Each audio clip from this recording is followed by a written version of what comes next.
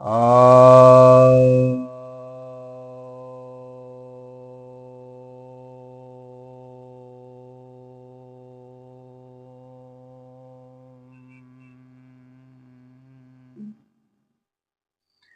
सभी भक्तजनों को सप्रेम नमन।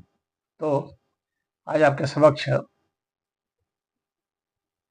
वेदांत दर्शन यानी ब्रह्म सूत्र के प्रथम अध्याय के तृतीय पाद के 23rd जो सूत्र है इस पर कुछ कहूँगा। अपि च स्मर्यते, यही सूत्र है। यानी स्मृति में भी यही बात कही गई, स्मृति में भी इसी चीज का स्मरण किया गया। तो अब यहाँ पर किसका संदर्भ लिया गया है? तो पिछले जो सूत्र हैं उन सब का संदर्भ लेते हुए कहा जा रहा है कि परमात्मा क्या है, वो कहाँ है। तो वो छोटे से छोटे हैं और सबके हृदय में स्थित है। तो यहाँ छोटे से छोटे और हृदय का क्या तात्पर्य है तो देखेंगे।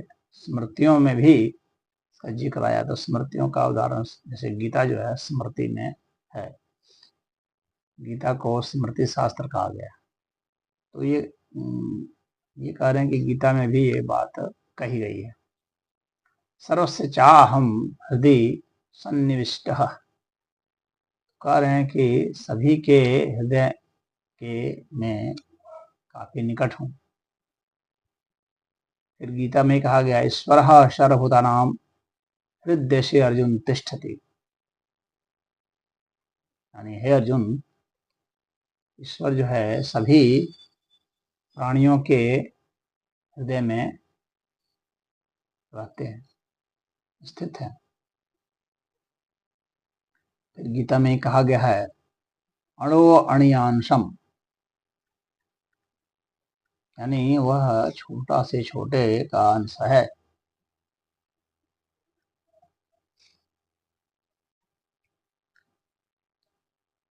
और गीता में ही कहा गया है अविभक्तम च भूतेषु विभक्तम एव च स्थिरम, कि अविभाजित होकर के सभी प्राणियों में वो विभाजित होकर के स्थित है। ये तो बहुत अजीबोगरीब लगता है सुनने में, लेकिन ये जो पैराडॉक्स है, ऐसा लगता है यह वास्तव में ये एक ऐसी स्थिति है कि जब कोई चीज विभक्त और अविभक्त दोनों ही स्थितियों में रह सकता है एक साथ ही, किसी मायने में सॉरी किसी मायने में विभक्त और किसी मायने में अविभक्त। तो यहाँ कह रहे हैं कि हृदय में स्थित, हृदय मतलब कि ये जो हम लोग हृदय धड़कता है जिसको हम लोग बायोलॉजी में पढ़ते हैं, तो इस हृदय की बात नहीं कही गई है। हृदय का मतलब होता है हृत से ये बना हुआ है, हृतयम इति हृदय। तो हृत मतलब केंद्र, सेंटर, तो वो सेंटर में स्थित है। किसी भी चीज का जो सेंटर है उसमें वो स्थित है। फिर उस जो सेंटर है उसका भी जो सेंटर है उसमें वो स्थित है। फिर उस सेंटर का भी जो सेंटर होगा उसमें वो स्थित है। और इस तरह से करते जाएंगे तो इस श्रृंखला का कहीं अंत नहीं होगा। यानी और जो सेंटर होता है वो फिर किसी चीज की परिधि होती है, क्योंकि कोई भी आप एक केंद्र लेंगे तो फिर आप उसको मैग्नीफाई करेंगे तो देखेंगे कि वह भी परिधि से बनी और फिर उसका भी कोई सेंटर रहा। यानी हर परिधि जो है वह भी केंद्र है और हर केंद्र जो है उसकी परिधि है। और यह सिलसिला जो है, ये श्रृंखला जो है वो अनंत है, इस श्रृंखला का अंत नहीं कर सकते। तो यहाँ पर हृदय का वह अर्थ है। हृदय का मतलब कोई ये बायोलॉजिकल जो हम लोग कहते हैं कि हार्ट है, तो उसका अर्थ नहीं है, क्योंकि सभी प्राणियों की बात आई है ना। तो हमें हृदय की जो वास्तव में जो उसका जो मीनिंग है वह समझना पड़ेगा। हम लोग का जो हृदय धड़क रहा है, कितने ऐसे प्राणी जिसमें हृदय होता ही नहीं। पेड़ पौधे में तो हृदय कहाँ होता है, वनस्पतियों में। तो फिर वह बात कैसे लागू होगी? ईश्वर सर्वभूतानाम, सभी प्राणियों में ईश्वर जो है उसके हृदय में, सभी प्राणियों में तो हृदय होता भी नहीं। तो हमें इस हृदय को नहीं समझना चाहिए। बायोलॉजिकल हृदय की बात नहीं कर रही, ये फिलॉसफी का हृदय है। तो उसमें हमें दर्शन शास्त्र में हृदय किसको कहा गया उसको समझना पड़ेगा। तो इसके बाद फिर जो है ये कहते हैं कि यह छोटा से छोटा है, ये अणु का भी अणु है। यानी फिर उसी हृदय की ही एक तरह से बात है। तो अणु का अणु, अणु का अणु निकालते जाइए, यानी सूक्ष्म से सूक्ष्म जो है वह है। यानी जब आप कहेंगे कि ये सूक्ष्म ईश्वर है, तो फिर वहां पर जो है आपने उसको एंड कर दिया। नहीं, उसका भी सूक्ष्म। फिर आप कहेंगे कि ये सूक्ष्म है, एंड हो गया। नहीं, फिर उसका भी सूक्ष्म। यानी जहां पर आप कहेंगे कि नहीं यह है, तो वहां पर वह नहीं, मतलब है लेकिन उस जिसको लास्ट टारगेट कहा जाता है वह नहीं है। तो लास्ट कहाँ है? तो लास्ट इसका होता ही नहीं। तो इसका मतलब क्या हुआ? इसका मतलब होता है कि आप खोजते खोजते उसमें हेरत हेरत गए हेराए, उसमें आप लीन होते होते लीन हो जाएंगे। क्योंकि जो अनंत है उसका अंत आप नहीं कर सकते। आपने अनंत कर दिया कि नहीं ये यहाँ पर है, पर्टिकुलर लोकेशन में है, तब तो उसका अंत हो गया। तो उसका कोई ऐसा लोकेशन नहीं होता है, फिक्स लोकेशन कि यहाँ पर है, नहीं।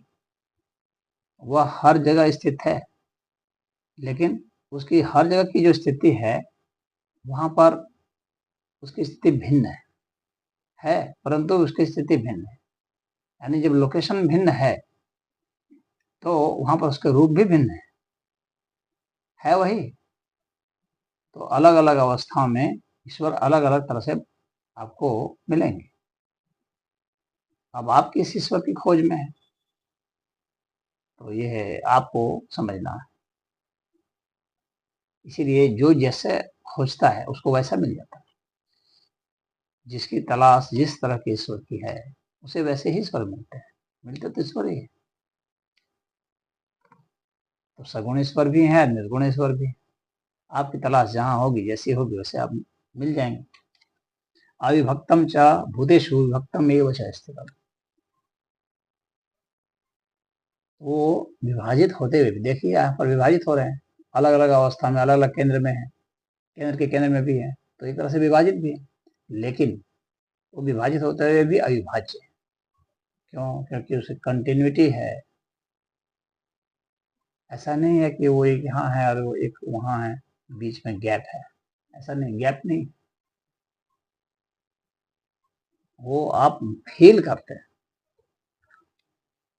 क्योंकि आप उसकी कंटिन्यूटी को, आपकी जो इंद्रियां हैं और आपकी जो इंटेलिजेंस है वो उस कंटिन्यूटी को फील नहीं कर पाती। वो अविभक्त वाली स्थिति को फील कर पाती है तब, जबकि वो विभक्त विभक्त में हो, यानी बटा बटा हो। तो जो नहीं बटा है उसको आप फील करते हैं ऐसे बटे बटे अर्थ, यानी पैच में आप फील करते हैं। जब आप इंद्रियों से फील करते हैं किसी चीज को, तो पैच में पूरा होल आप एक साथ जो है फील नहीं कर सकते इंद्रियों से, क्योंकि इंद्रियों की अपनी एक सीमा है।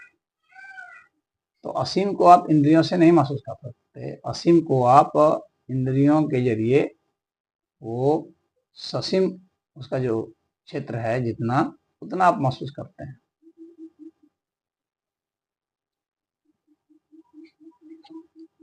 तो यह जो है, इसका अर्थ यह हो गया कि जो दहर शब्द है, इसके पहले के जो सूत्र में दहर आया है, तो वो दहर किसके लिए आया? तो ऐसे ही परब्रह्म परमेश्वर के लिए आया जो इन्हीं शर्तों को पूरा करता है। तो इसीलिए दहर जो है वो जीवात्मा के लिए नहीं है, बल्कि परब्रह्म परमेश्वर के लिए है, परमात्मा के लिए है। हरि ओम।